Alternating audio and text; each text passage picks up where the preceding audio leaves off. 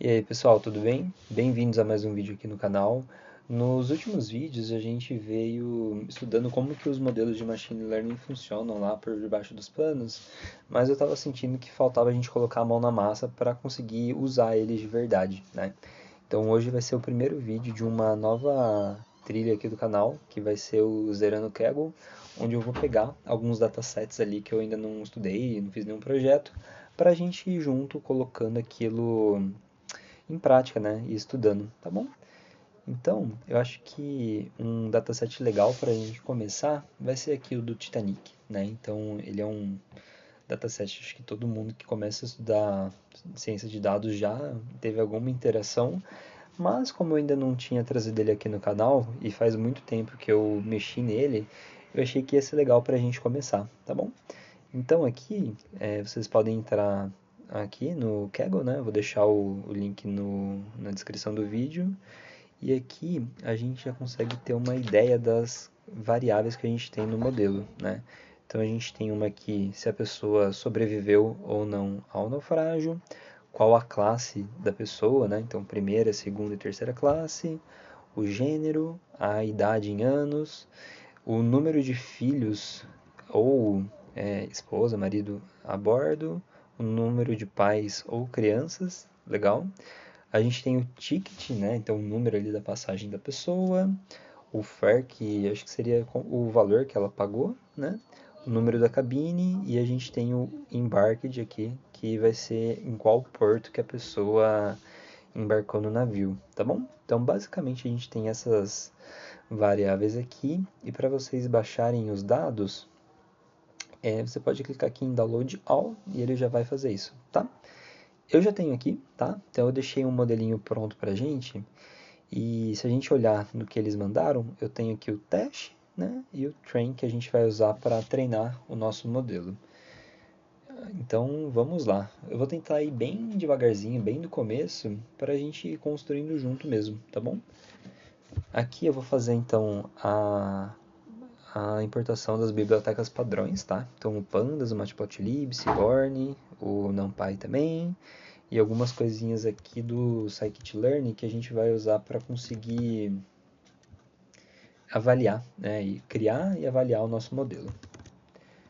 Então, maravilha, eu vou rodar aqui. Esse aqui é o link do Kaggle, tá? Então vocês conseguem entrar direto no dataset do Titanic por aqui. E sem mais delongas, vamos lá. Então eu vou fazer um pd.read CSV. Eu já vou passar aqui o nosso train CSV. Legal, rodei. Eu posso fazer um def head nele. Então aqui a gente já tem os nossos dados. Uma primeira coisa que eu gosto de fazer aqui é ajustar o nome das colunas, tá?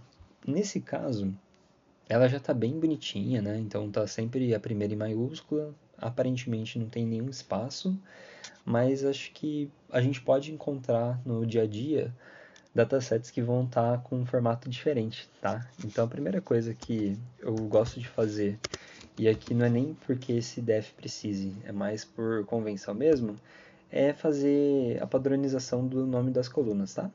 Então, para começar, eu vou fazer uma compreensão de lista aqui, usando aqui o coluna for coluna in def.columns. Isso aqui, basicamente, se eu rodar assim, né, tipo, só para vocês verem, se eu fizer isso, ele vai pegar exatamente as colunas que a gente tem ali no nosso data frame, né? E aqui eu posso, por exemplo, usar o strip para tirar espaços que estejam antes ou depois ali do texto.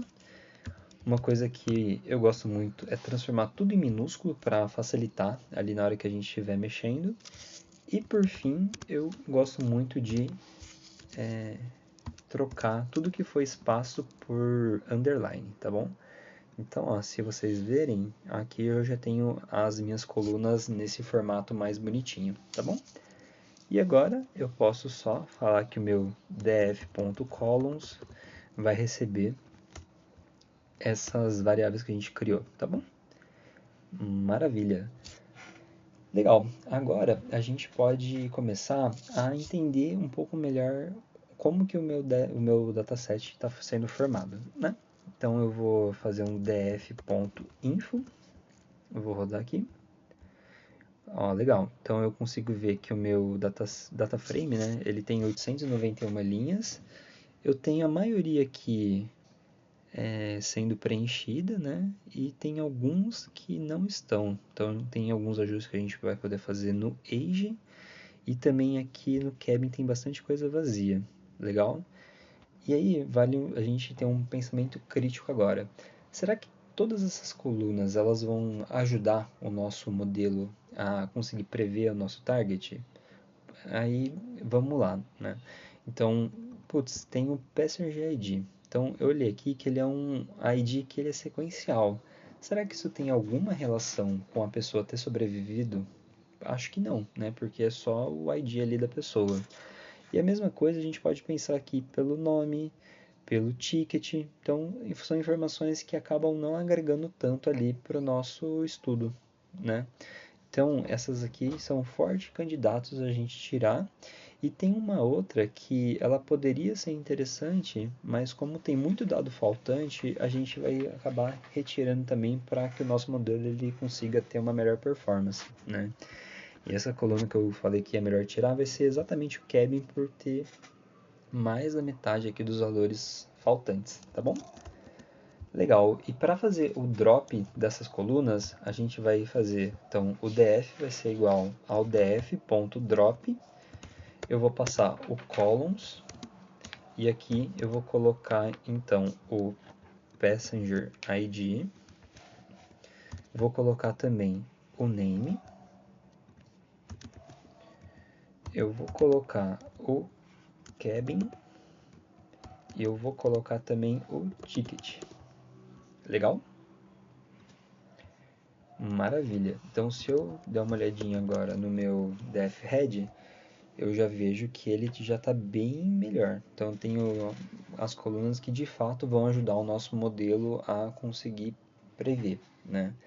Só que ainda tem dois ajustes que a gente precisa fazer, que vai ser o age, que eu tenho quase 170 aqui valores faltantes, e eu tenho também o embarked, que tem 2 faltando, né?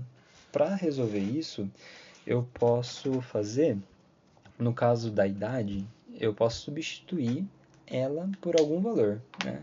E aqui, para a gente substituir, a gente pode pensar em substituir pela média, né? Que seria um valor justo, né? Então eu vou pegar ali todo mundo que estava no navio e tirar a média e substituir, mas pode ser que tenha uma ou algumas pessoas muito velhas que vão estar jogando a nossa idade do média para cima. Então um caso melhor aqui seria a gente substituir pela mediana, tá bom? Então, para fazer essa substituição, a gente pode fazer o df.age, né? Inclusive, muita gente gosta de fazer assim também, né? Dá no mesmo, tá? Então, eu gosto de fazer o df.age, que eu acho que é um pouco mais direto ao ponto, tá bom? Então, o df.age vai ser o df.age. Aqui a gente pode usar o fio NA, então ele vai substituir tudo aquilo que for nulo. E pelo que ele vai substituir, né? A gente pode fazer o def.age.median, tá? Então, se a gente até rodar uma aqui antes, ó, se eu olhar o meu def.age.median, eu vou ter a mediana do meu navio, que é 28, né? Se eu fizesse com a média, eu teria aqui, opa, então a média e a mediana elas estão bem próximas, né? Então nesse caso não daria tanta diferença assim, tá? Mas tem casos que usar a mediana vai ser bem melhor. Maravilha. Então aqui eu já fiz o ajuste lá, né? Então se eu rodar esse def.info de novo, eu já vou ver que ele já está preenchido em quase todos os casos, tá? Agora só falta a gente ajustar o embarked, que só tem 2 valores faltando, né? Então aqui para fazer o ajuste do embarked, eu posso fazer bem semelhante, tá? Então def embarked, e aqui eu vou fazer def embarked.fiona, e aqui dentro eu vou passar então o def embarked.mode. Só que aqui quando a gente está falando do mode, a gente precisa passar também esse zero, porque em alguns casos a moda pode ter mais de um valor, né? Então a gente quer pegar só o primeiro, tá bom? Então eu vou rodar aqui tudo, maravilha. Se eu fizer um df.snow.sum, agora a gente vai ver que todos os nossos dados eles foram preenchidos corretamente. Legal? Beleza. Agora que a gente já fez isso, a gente pode começar a fazer umas análises para entender como que os dados eles se comportam aqui no nosso data frame, tá bom? Então isso a gente chama de EDA, né, que é a análise exploratória de dados. O primeiro que eu quero fazer aqui, só para ter uma ideia, vai ser um boxplot, tá? Boxplot. E eu vou passar o data como sendo o meu DF do jeito que tá. Ó, então aqui eu posso inclusive fazer um plt.figure e aqui fig size eu vou passar 12 e 8. Ó, então aqui a gente já consegue ver que eu tenho alguns valores que estão muito extremos, né? Então tem alguns outliers aqui no age, né? Então, igual a gente tinha visto, né? A mediana estava aqui nos 28 mais ou menos, só que tem algumas pessoas que têm quase 100 anos, né? Então, alguns outliers aqui, e eu tenho mais alguns outliers no FAIR, né? Então, seriam bons candidatos a gente fazer algum tipo de tratamento, tá bom? Eu vou fazer aqui só no FAIR para demonstrar como seria, porque no Age até que faz sentido ter pessoas aqui que tenham perto de 100 anos, né? E só para a gente aprender também, uma coisa que é bem legal de eu usar é o df.describe, que ele vai dar para a gente a estatística das colunas numéricas do nosso data frame, tá bom? Então aqui, ó, se eu olhar o age, eu vou achar aqui que a maior idade que tinha ali no navio era 80 anos. E, pô, faz super sentido, né, ter uma idade de 80 anos. Então, esse carinha aqui eu não vou mudar. Mas aqui, pensando no FAIR, então eu tenho 75% dos meus dados até 31 dólares.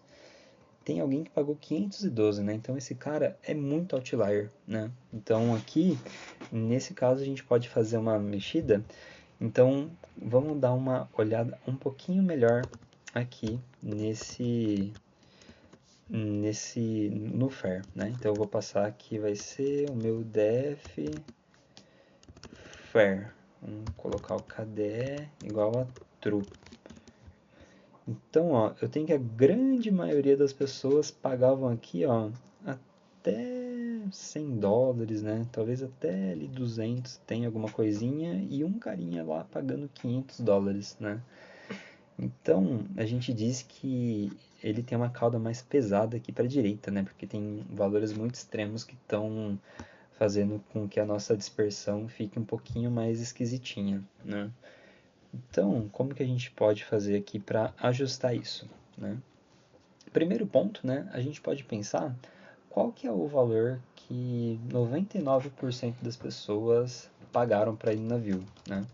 Para isso, eu posso fazer o quantile, né, que vai ser a nossa métrica lá para conseguir entender que até quantos por cento das pessoas pagaram, né? Então, no caso aqui, se eu passar sem nada, ele vai retornar para a gente a mediana, né? Então, 50% das pessoas pagaram até R$ 14, e se eu passar aqui o ponto 99, eu vou ter esse valor com que 99% das pessoas pagaram, né?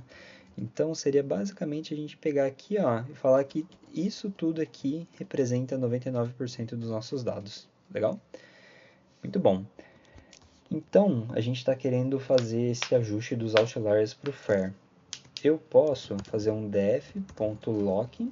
Então, o que eu quero localizar no nosso data frame, né? Eu vou pegar o FAIR quando o FAIR for maior do que 250, né? Porque vai ser, né? Então, todo mundo que recebeu, que pagou mais do que 249, a gente vai estar falando que ele é um outlier.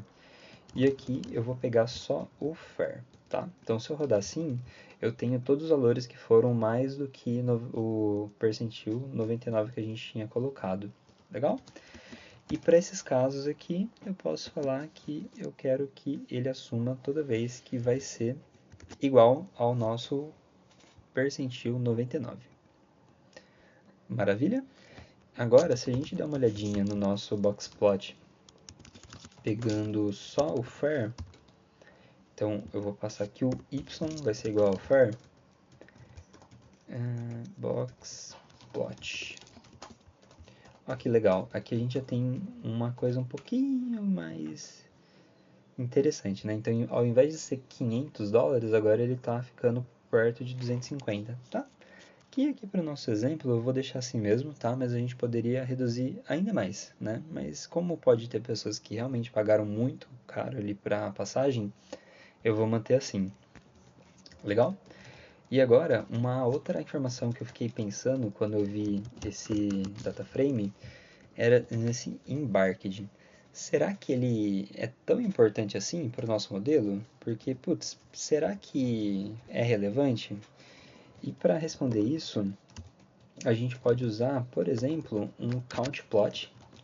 Então, eu vou passar o meu data aqui como sendo df, e o meu x vai ser exatamente o embarked. Ó, legal, então eu consigo ver que tem muito mais gente embarcando aqui nesse S do que no C e no Q. E mais do que isso, acho que para ficar legal, a gente pode passar o RUI aqui e pegar o nosso survived. Então, aqui eu já consigo ver que a maioria das pessoas que embarcaram do S morreram, enquanto a maioria das pessoas que embarcaram no C sobreviveram. Então vocês estão vendo que tem uma relação interessante aqui para a gente abordar, né? Então vamos manter isso em mente.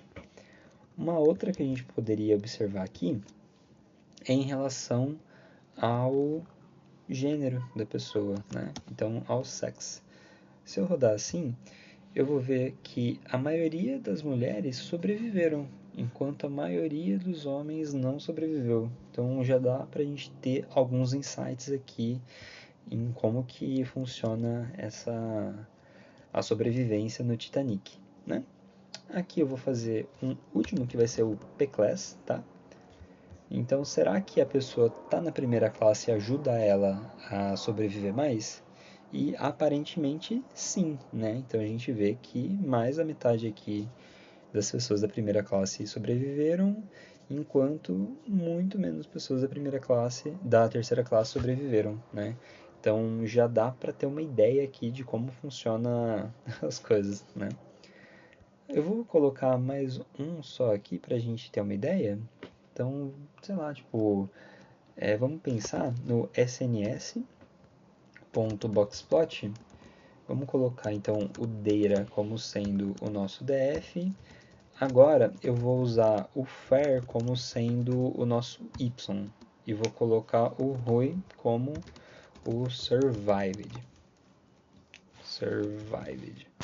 Então, ó que interessante, né? Então, aqui no 1, eu consigo ver que as pessoas que pagaram mais pela passagem têm aparentemente, né, sobrevivem mais, né? Interessante, né? Beleza, então fizemos uma exploração aqui dos dados bem pocket aqui para a gente analisar, né?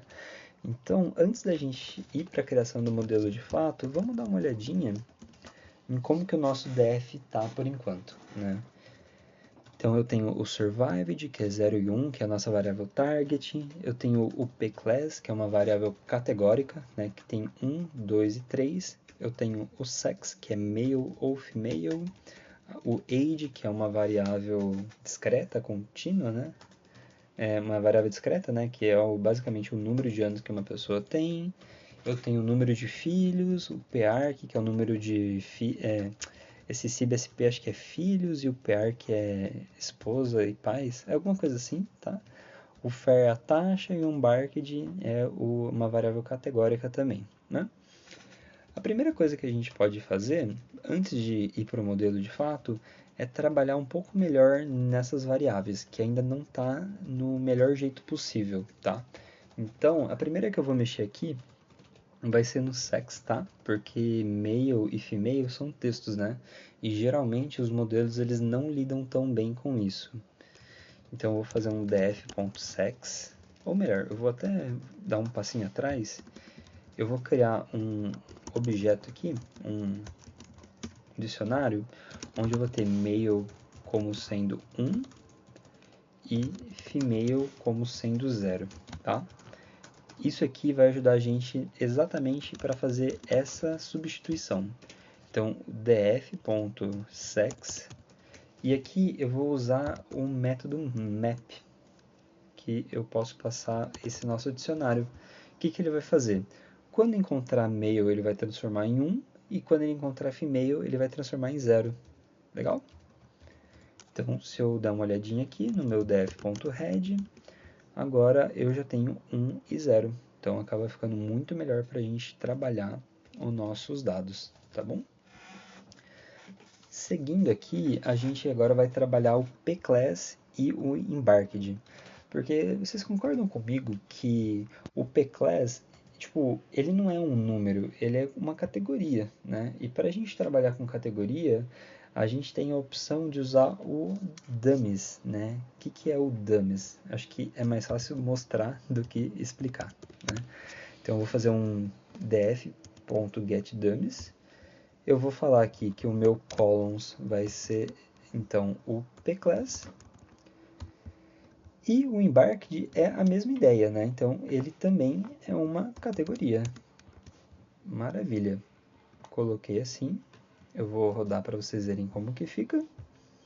Então, o getDummies, ele transforma o que era uma coluna em várias colunas de acordo com o que ela representa, né? Então, por exemplo, essa primeira linha, a pessoa era da terceira classe. Com o getDummies, a gente vai ter pclass 1 false, pclass 2 false e pclass 3 true, porque ela era dessa terceira classe, tá bom? E aqui é a mesma ideia para o embarked. Maravilha? Inclusive, vocês estão vendo que aqui ele está true e false? A gente pode mexer no parâmetro dtypes e colocar que eu quero um int. Então, se eu rodar aqui agora, ele tem zeros e 1, que é exatamente o que o modelo precisa para conseguir trabalhar melhor ali com os dados. Então, df.getDummies, se eu der uma olhadinha no meu df agora, ele já está muito legal para a gente usar aqui no nosso modelinho, tá bom? Vamos seguir. Aí, qual que é a primeira etapa quando a gente vai pensar no modelo de Machine Learning, né?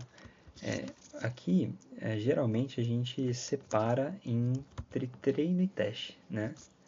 Então eu vou fazer exatamente isso. Apesar, né, de que no nosso assets aqui que ele deu já tem um de treino e um de teste, eu vou fazer aqui também, tá? Só para estar no contexto da aula. Maravilha. Então, separar entre treino e teste. Para isso, a gente precisa definir o que é o x e o que é o y.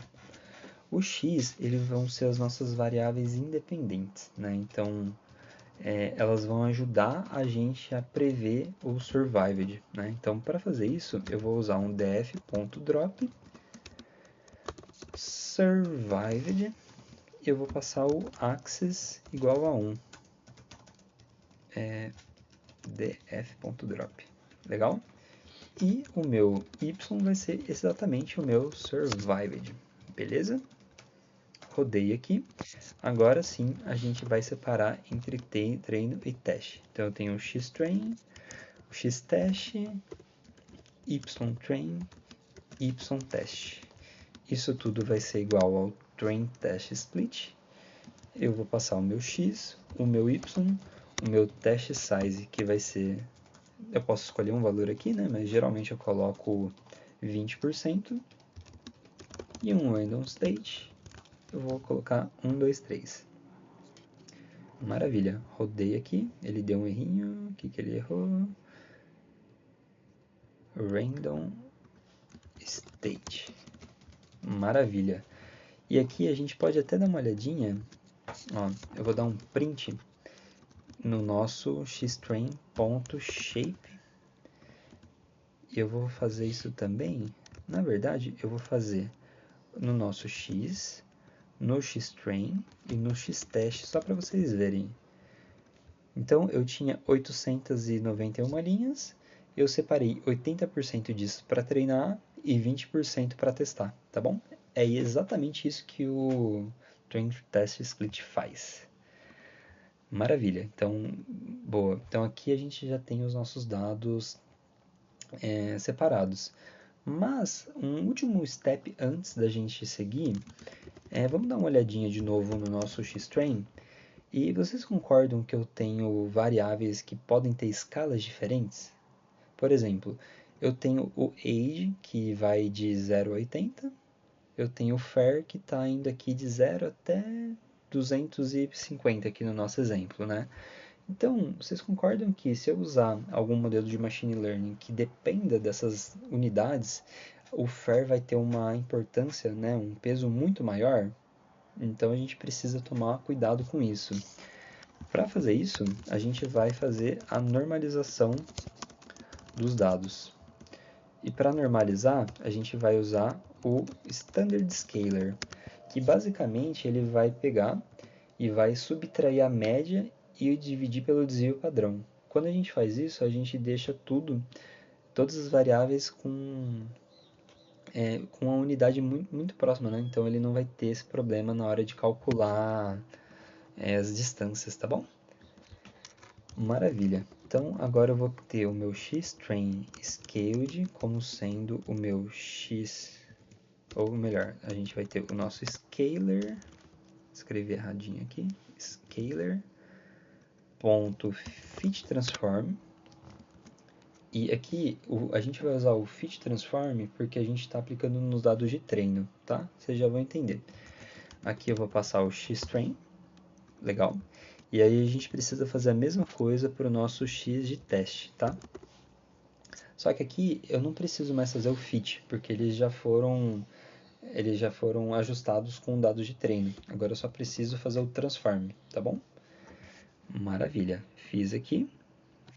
Então agora os nossos dados já estão no ponto para a gente criar os nossos modelos de machine learning, tá bom? Vamos começar aqui com a regressão logística, tá bom? Porque não tem um motivo, tá? Eu só peguei aqui o primeiro que eu lembrei. E agora a gente pode fazer o log igual logistic regression. Maravilha. Eu vou colocar o log.fit, meu xtrain scaled e o meu ytrain. Maravilha. Agora eu vou fazer eu posso treinar esse modelo, né? Então, se eu fizer assim, ele já conseguiu entender ali o nosso conjunto de dados. E eu vou criar agora um ypred, que vai ser log.predict. Eu vou passar o meu xtest e é isso. Então, o ypred, só para vocês darem uma olhadinha aqui, ó,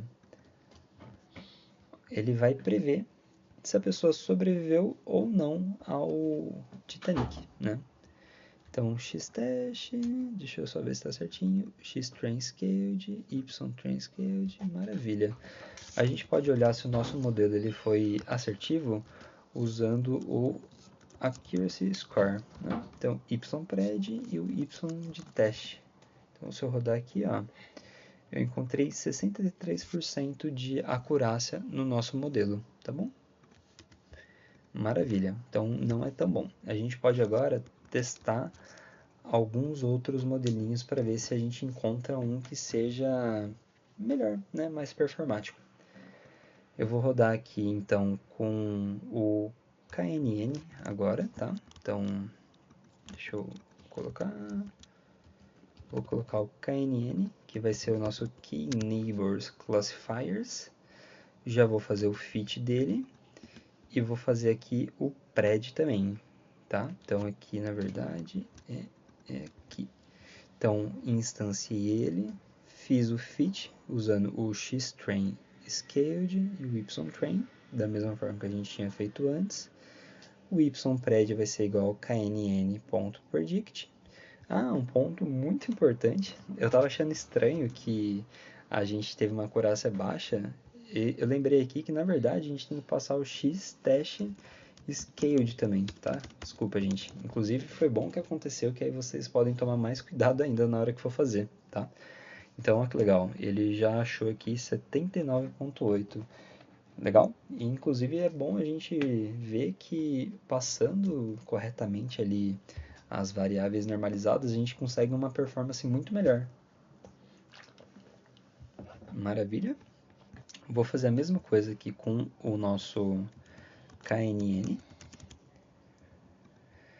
Olha que legal, ele já achou aqui uma acurácia de 83%. Então, o nosso modelo está conseguindo prever em mais de 80% dos casos ali quando uma pessoa vai morrer ou não, no caso do Titanic. Então aqui a gente fez já a árvore, a regressão logística, o KNN, e agora a gente vai passar para a nossa árvore de decisão. Legal. Então aqui a minha árvore de decisão vai ser eu vou chamar de Tree, né? E o nomezinho dela aqui para a gente portar vai ser Decision Tree Classifier. Eu vou fazer a mesma coisa, X-Train Scaled, depois aqui eu vou usar o X-Test Scaled também. Encontrei 81,5. Maravilha, então estamos chegando lá. E para finalizar aqui os nossos modelos, eu vou usar o Random Forest, que vai ser... eu vou chamar ele aqui de RF, né? RF vai ser igual a Random Forest Classifier. Maravilha, vou rodar. Então, 82,12, 81,56 e aparentemente o meu melhor modelinho aqui para esse exemplo foi o KNN. Legal? Eu vou dar um Ctrl C nele aqui embaixo. Eu vou aproveitar e colocar mais algumas coisas, tá bom? Então a gente tinha encontrado que o KNN é o melhor. Então a gente pode, por exemplo, fazer a matriz de confusão dele, tá? O que é a matriz de confusão? É aquele tipo de visualização que vai mostrar pra gente quantas vezes o modelo acertou, o que de fato aconteceu, né? Então, uma pessoa sobreviveu, o nosso modelo previu que ela sobreviveu e ela sobreviveu de fato, ou não, a pessoa morreu e o meu modelo previu que ela tinha morrido mesmo, tá? Então, é sempre pensando quantas vezes o meu modelo está acertando corretamente, tá bom? Maravilha, tá? Então, minha matriz de confusão, eu posso fazer um Confusion Matrix. Eu vou passar o meu ypred e o meu ytest. Então, se eu rodar assim, ele vai mostrar pra gente quantas vezes que a pessoa sobreviveu e ele acertou, quantas vezes que ela morreu e ele acertou também, e aqui na diagonal oposta a gente tem quantas vezes que o meu modelo previu que ela sobreviveu, mas ela não sobreviveu e que ela, enfim, o contrário, tá bom? Uma forma que deixa isso muito mais bonitinho é a gente fazer um CM, né? Então um Confusion Matrix, tá? Agora a gente pode colocar como sendo... aqui é um jeito mais bonitinho de ver, tá, gente? Ó, aqui a gente pode usar o Confusion Matrix Display. Eu vou passar o meu CM. Agora eu vou colocar um disp.plot e é basicamente isso. Eu ia colocar um plt.show, né? Mas também não faz tanta diferença. Aqui é mais um jeito bonitinho da gente ver, tá, gente? Então, o nosso modelo ele está conseguindo prever muito bem aqui quando as pessoas elas vão sobreviver ou morrer, no nosso caso do Titanic, tá bom? Eu acho que é isso, tá, gente? Eu tentei passar aqui com bastante calma, assim, me explicando bem cada passo. Então, espero que tenha ficado claro, tá? E qualquer dúvida que vocês venham a ter, pode avisar, que eu tento ir um pouquinho mais devagar, mostrando ali algum conceito ou outro, tá bom? Acho que é isso, tá, gente? Obrigado e até o próximo vídeo.